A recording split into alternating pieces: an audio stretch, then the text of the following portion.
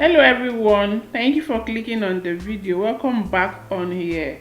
I trust you're all doing well and fine. Today we are going to be making a sweet treat for the kids. We are making almond and peanut rolls. So sit back, relax and watch me. So now I'm going to start by measuring out granola, a cup of granola. You can use whatever cereal your child enjoys, cornflakes or so, and I'm breaking it down, not totally, just to break it down a bit. Next I'm adding half a cup of almond and chocolate cream. Now a cup of peanut butter. Next, a quarter cup of golden syrup. You can actually alternate this with sugar if you do not have golden syrup. Now we are going to just bring everything together, combine. I'm using a spoon to mix all together. When that is done, I'm going to be using my spoon, ice cream scoop, to scoop them and roll it into balls. So I'll just roll into balls and I'll repeat the process until all is done.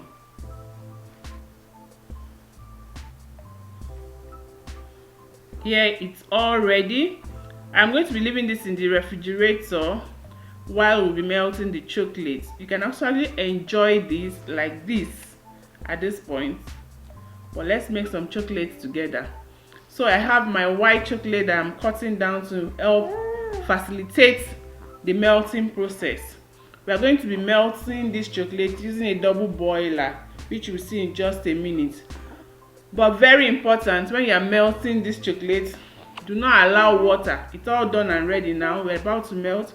Do not allow water come directly in contact with the bottom of the container or the utensils you have using to melt the chocolate. Here, almost ready, and this is ready. So the next step is me coating each of the balls with the chocolate that we have just melted.